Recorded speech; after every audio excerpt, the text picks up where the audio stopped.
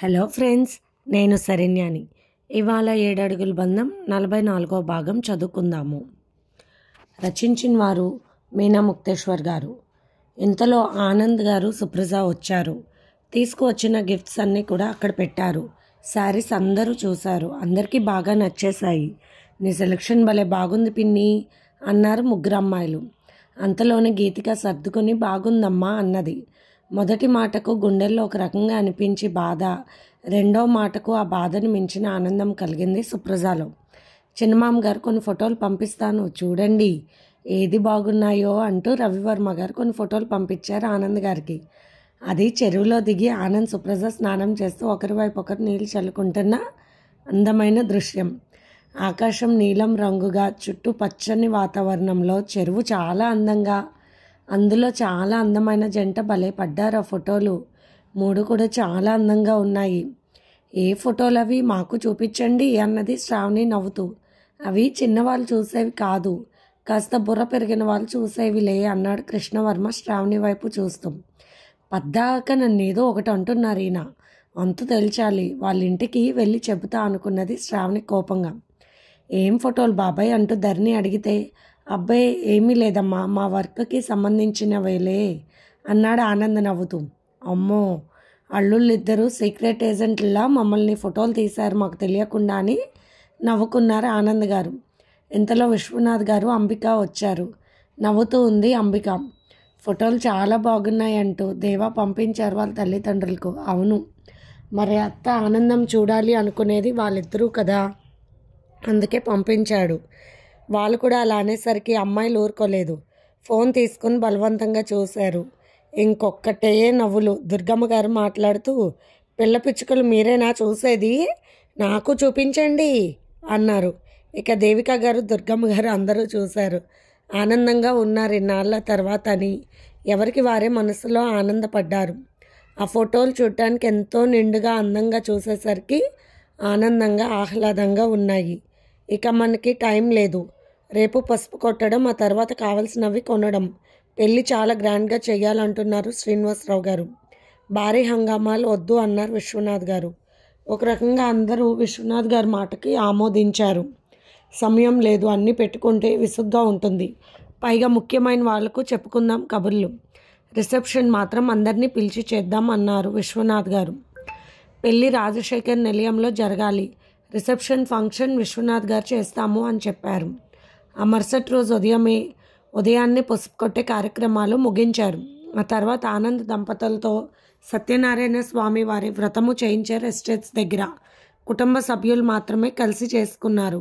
ఇక షాపులోనే వర్కర్స్ అందరికీ మాత్రం ప్రసాదాలు, భోజనాలు ఏర్పాట్లు చేయించారు శ్రీనివాసరావు గారు.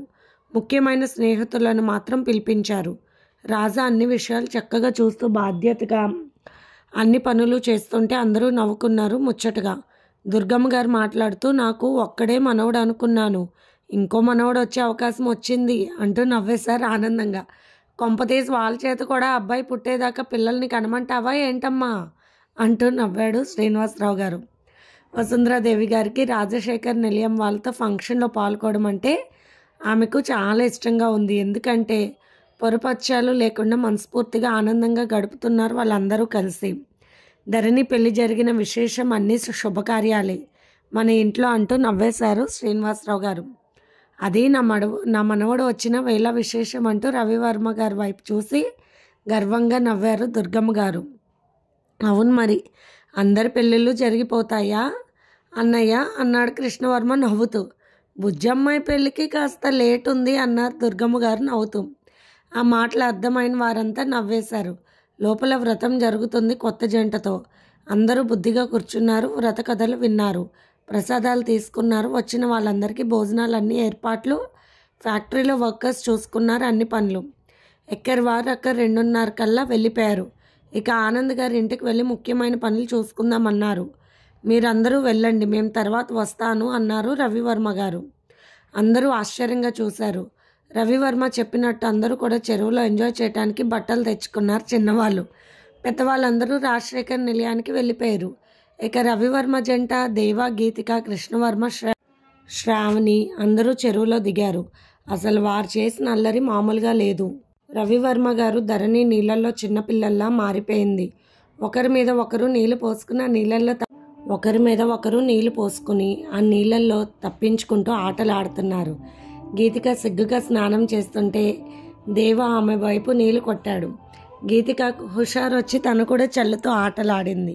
ఇక కృష్ణవర్మ గారి అల్లరి మామూలుగా లేదు. నీళ్ళల్లో కనిపించకుండా కాసేపు లోపలే ఉండి సడన్గా వచ్చి శ్రావణి నడుము పట్టుకున్నారు. శ్రావణి కోపంగా చూసింది. మీరు కనిపించలేదు అని నాకు భయం వేసింది. ఏమిటి ఆటలు అన్నది శ్రావణి. అయ్యో, చాలా ప్రమాదంలో మునిగిపోతున్నా. చివరికి నీ నడుము కనిపించింది. ఆ నడుము వల్లే పైకి వచ్చాను అన్నాడు కృష్ణవర్మ శ్రావణి చెవిలో. చెరువు చాలా పెద్దగా పొడవుగా ఉండేసరికి ఎవరికి వారే తమ స్థానంలో ఉండి హ్యాపీగా ఎంజాయ్ చేస్తున్నారు. పొద్దుపోతుంది. ఇంటి దగ్గర ఏమైనా పనులు ఉంటాయి.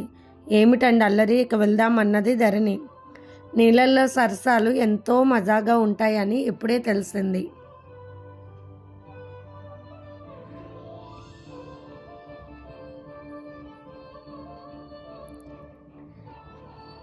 ఇక నెలలో ఒకసారైనా బీచ్కో హాయ్లాండ్కో ఎక్కడికైనా హ్యాపీగా ఎంజాయ్ చేస్తూ ఉండాలి అన్నాడు నవ్వుతూ రవివర్మ.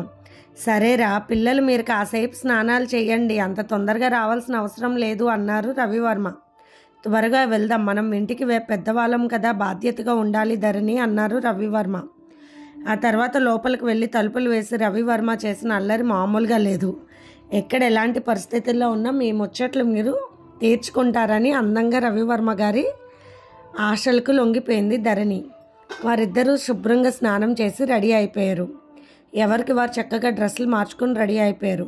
మీరు కూడా త్వరగా రెడీ అయిపోయారే అన్నారు రవివర్మ. మీకుండే స్పెషల్స్ మాకు ఇంకా ఉండవు కదా, అందుకే మా పనులు తొందరగా అయిపోయాయి అన్నయ్య అన్నాడు రవివర్మకు వినపడేలాగా దేవా. అయ్యో, నువ్వు కూడా మాకు సరిపోయారు అంటూ నవ్వేశాడు రవివర్మ. అందరూ నీట్గా రెడీ అయ్యి ఇంటికి వెళ్ళారు. ఏంటి అందరూ చక్కగా రెడీ అయ్యారు అని నవ్వుతూ అడిగారు దుర్గమ్మ గారు. అబ్బే ఏమీ లేదు, ఎండకు వాడిపోయినట్టు అయిపోయాయి ముఖాలు, అలా ఉంటే రెడీ అవ్వండి అన్నారు. అందుకని అందరం ఫ్రెష్గా అయిపోయాం అన్నది శ్రావణి. అవును, చెరువుల ఆటలు చాలా బాగున్నాయి అంటూ నవ్వారు దుర్గమ్మ గారు. అదేంటి, ఎవరు తీశారు వీడియో అని అందరూ ఆశ్చర్యపోయారు.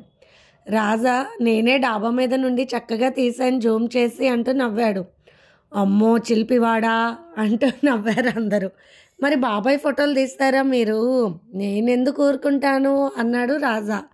అవును, ఏ కొద్ది సమయం దొరికినా కూడా ఆనందాలను పంచుకోవాలి, ఆ సమయాన్ని కల్పించుకోవాలి, మనసును ఎప్పటికప్పుడు అందమైన కొత్త దారుల్లో నడిపించాలి అందంగా. అప్పుడు జీవితంలో ఏ క్షణం కూడా బోర్ కొట్టదు.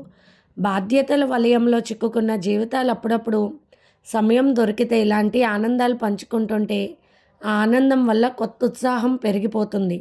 అంతేకాని జీవితం అంటే పెళ్ళి పిల్లలు అని ఇదే రొటీన్ అనుకుంటే కనుక జీవితం ఖచ్చితంగా బోర్ అనిపిస్తుంది. రవివర్మ, దేవా, ధరణి, గీతిక, శ్రావణి, రాజా వచ్చేశారు రాజశేఖర్ నిలయానికి.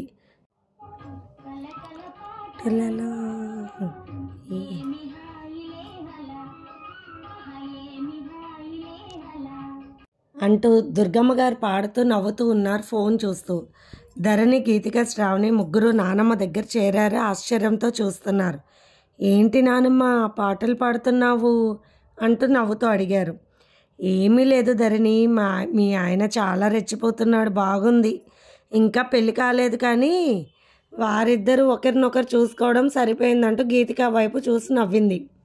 పెళ్లి చేసేదాకా ఆగేటట్లేరు మన డాక్టర్ కృష్ణవర్మ గారు అంటూ ఫోన్ చూస్తూ ఎగతాళి చేస్తున్నారు దుర్గమ్మ గారు. దేవిక, సుప్రజ ఇద్దరు నవ్వుతూ ఉన్నారు. ఇటివ్వవే, ఏమిటి నీ అల్లరి అంటూ శ్రావణి ఫోన్ లాక్కుంది. అమ్మ బాబోయ్, ఫోన్కి పంపించాడక్క వీడు రాజా, అన్ని వీడియోస్ చూపించింది. రవివర్మ గారు నీళ్ళు తీసుకుని ధరణికి ఎక్కడ తగలాలో అక్కడ కొడుతున్నారు.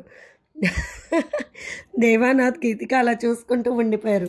వారిద్దరి చూపులు ప్రేమతో విచ్చుకోబోతున్న కవలులా ఉన్నాయి. ఇక కృష్ణవర్మ గారు ఆ నీళ్ళల్లో కనపడకుండా మాయమవుతూ శ్రావణి నరుముని పట్టుకుని పైకి లాగేస్తున్నారు. ఒరే నీకెంత పొగర్రా అసలు అంటూ శ్రావణి రాజా వెనక పరిగెత్తింది. రాజా నవ్వుతూ, మరి మా బాబాయ్ని ఎందుకు ఫోటోలు తీశారు అంటూ పరిగెడుతూ ఉన్నాడు.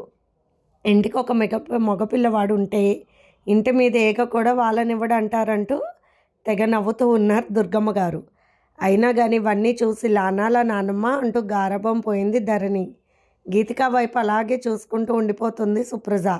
నిజం చెప్పాలంటే ఆమెలోని మాతృ హృదయం మైమర్చిపోతుంది గీతికను చూస్తున్న ప్రతిసారి. ఎప్పటికప్పుడు ఆమె మనసు ఆమెను మందలిస్తూ ఉంటుంది. ఇటువంటి వజ్రం లాంటి బిడ్డనా నువ్వు వద్దన్నావు అంటూ. సుప్రజ గీతిక దగ్గరకు వచ్చింది. సుప్రజ గీతిక వయసులో ఉన్నప్పుడు వాళ్ళ నాన్నగారు కొనిచ్చిన ప్లాటినం సెట్ నెక్లెస్, ఉంగరం, చెవిదిద్దులు తీసి గీతికకు అలంకరించింది. వద్దు అని అనుబోతున్న గీతికను సుప్రజ వెనక ఉన్న దేవిక వద్దు అని చేతితో వారించింది. అవును, ఒక తల్లి హృదయం తల్లికే తెలుస్తుందన్న మాటకు నిదర్శనంగా నిలిచింది దేవిక. అమ్మ చెప్పిందిగా అయితే సరే అనుకుంది గీతిక. గీతిక నెక్లెస్ పెట్టించుకుని నవ్వుతుంటే సుప్రజ ఆనందపడిపోయింది. తను ముచ్చటగా వేసుకునే డైమండ్ రాళ్ళున్న గాజులు 6 తీసింది బయటకు. ధరణి, శ్రావణి, గీతిక అంటూ ముగ్గురిని పిలిచి ముందు 2 గాజులు ధరణికి వేసింది. ఎందుకు పిన్ని అంటుంటే పర్వాలేదు తీసుకోమ్మా అన్నారు దేవిక గారు. తర్వాత గీతికకు తొడిగింది. ఆ గాజులు ఎంతో అందంగా ఉన్నాయి.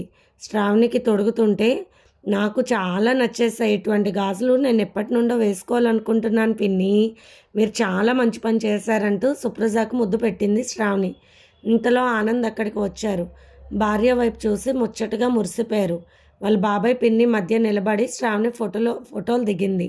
గీతికతో ప్రత్యేకంగా దిగాలి అని మనసులో అనుకుంటున్న సుప్రజ పిన్ని గారి మనసును గ్రహించి ముందడుగు వేసింది శ్రావణి.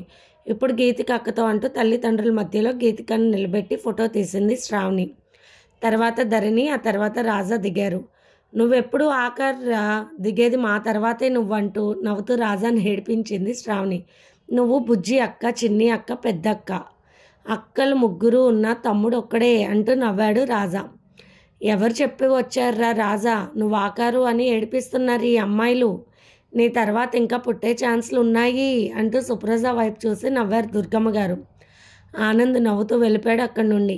పెరిగిన పిల్లల ముందు అటువంటి మాటలు వినాలంటే ఎవరికైనా సిగ్గుగానే ఉంటుంది. అన్న పిల్లలు అయినప్పటికీ తన పిల్లల్లాగా భయభక్తులతో పెట్టిన తను ఇప్పుడు వారి ముందు అలాంటి మాటలు వినాలంటే కష్టమే.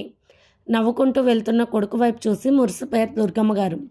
ఇప్పుడు తన తమ్ముడిని చూసుకొని తెగ మురిసిపోతున్నారు శ్రీనివాసరావు గారు.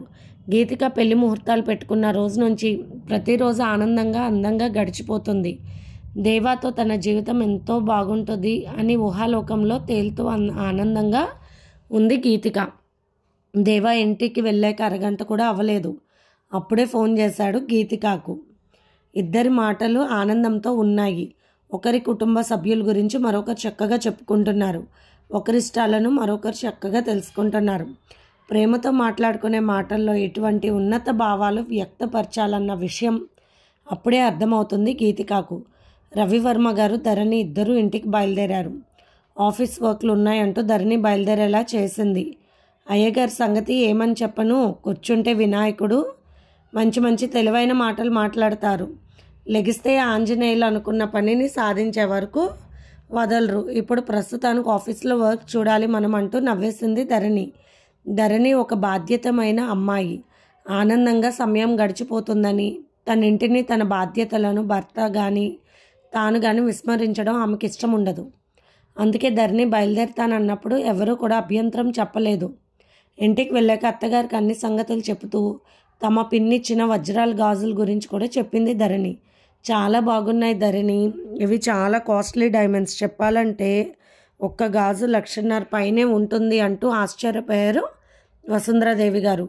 పిన్ని వాళ్ళు కూడా బాగా రిచ్ ఫ్యామిలీ అంట అత్తయ్య గారు. పిన్ని ఒక్కతే అమ్మాయి అవడంతో తన ప్రేమతో ఎంత ఖరీదైన గిఫ్ట్లు ఇవ్వగలుగుతుందని నవ్వేసింది ధరణి. నిజమే, తను అమెరికాలో కూడా చాలా మంచి ఆశ్రమం నడిపారని చెప్పారు వసుంధరాదేవి గారు. ఒక వ్యక్తి గురించి చక్కగా మొత్తం విషయాలన్నీ సేకరించేస్తారు వసుంధరాదేవి గారు. రవివర్మ పైకి వెళ్ళి ఫ్రెష్ అవుతున్నారు. ధరణి, ఒక విషయం, గీతిక పెళ్లి విషయంలో ఏదైనా గొడవలు చేస్తారేమో. భూషణం వాళ్ళంటే మామూలు వాళ్ళు కాదు. ఆ వంశంలో పూర్వీకులు కాస్త కూడా కనికరం లేకుండా ఎన్నో అరాచకాలు చేశారు. అటువంటి వాళ్ళతో పెట్టుకుంది పోయి గీతిక. ఆ రోజు నేను వారిని చూసినప్పుడు అనుకున్నాను, మనం చాలా సేఫ్టీగాను బాధ్యతగా అలర్ట్గా ఉండాలి అని చెప్పారు వసుంధర గారు. చెప్పాలంటే రాజాను కూడా జాగ్రత్తగా ఉండమని చెప్పండి. ఎందుకంటే వాళ్ళు ఎప్పుడు కూడా ఆ ఇంటి వారసుల మీద కన్ను వేస్తారు అన్న చెప్పిన వసుంధరాదేవి గారి మాటలకు భయపడిపోయింది ధరణి. భయపడతారని కాదు ధరణి నేను చెప్పింది, నువ్వు చాలా తెలియగల దానివి. మీ నాన్నగారికి గొడవలు అటువంటివి అసలు ఇష్టం ఉండవు. ఇక మీ బాబాయ్ కోపం వస్తే ఊరుకోరు. ఎటొచ్చి కృష్ణవర్మకు అసలు ఇబ్బంది కలుగుతుంది ఈ విషయంలో. నేను వారితో ఎలా చెబుతాను? తెలివిగా నువ్వే తెలియచేయాలి అంటూ 28 సంవత్సరాల కిందట పేపర్స్ తెప్పించి భూషణం కుటుంబం చేసిన అరాచకాలను ఆ కాల సమయంలో ప్రతి పేపర్లోనూ మనం చూడవచ్చు. వారు చేసిన అరాచకాలను చెప్పాలంటే కృష్ణవర్మ కుటుంబం ధ్వంసం అయ్యింది వారి వల్లనే. వారి హవా అలా నడిచింది. కృష్ణవర్మ గారి ఫ్యామిలీకి వారికి చాలా గొడవలు ఉన్నాయి. మరి ఆ విషయం మీ నాన్నగారికి తెలిస్తే ఎలా ఉంటుందో అన్నారు వసుంధరాదేవి గారు. అత్తయ్య గారు చెప్పిన ప్రతి మాట నిజమే అంటూ పేపర్లను తీసుకుని అవన్నీ నోటిపై చేస్తూ ఉంది ధరణి. వెరీ డేంజరస్ ఫ్యామిలీతో పెట్టుకుంది గీతిక. ఒక రకంగా లాయర్ విశ్వనాథ్ గారి మీద కూడా వారికి కక్ష ఉన్నట్టు తెలుస్తుంది. ఏం జరుగుతుందో తెలియదు. కృష్ణవర్మ గారి నాన్నగారు తాతగారి గురించి కూడా పేపర్స్లో ఉన్నవన్నీ సేకరించింది ధరణి. ఇలా అయ్యిందేమిటి అని బాధగా ఆలోచనలో ఉన్న ధరణిని చూసి, నువ్వు బాధపడతావని కాదమ్మా, ప్రతి ఒక్క విషయంలోనూ జాగ్రత్తగా ఉంటారని చెప్పానన్నారు వసుంధరాదేవి గారు. లేదు అత్తయ్య గారు, మీరు చెప్పడం చాలా మంచి విషయం, నేను ప్రతి ఒక్కరిని హెచ్చరిస్తానని అత్తగారితో మాట్లాడుతూ ఉంది ధరణి. అబ్బా పైకి వస్తావా రావా, ఎక్కువ కిందే ఉంటావెందుకు, నా దగ్గర ఉండవా అంటూ పైనుండి గట్టిగా అరుస్తున్నారు రవివర్మ గారు. ఈయన చిన్నపిల్లోడో ఏమిటో అర్థం కాదు, కావాల్సింది ఇచ్చేయాలి, చాక్లెట్ కావాలి అన్న పిల్లాడ మాదిరి. వస్తున్నా అండి అన్నది ధరణి. సారీ అత్తయ్య అన్నది ధరణి. సారీ ఎందుకమ్మా, మీరిద్దరూ ఎంతో అన్యోన్యంగా ఉంటే అంత ఇష్టం నాకు. త్వరలో నా చేతిలో ఒక బుజ్జి వారసురాలని పెడితే ఇంకా సంతోషం అన్నారు వసుంధరాదేవి గారు.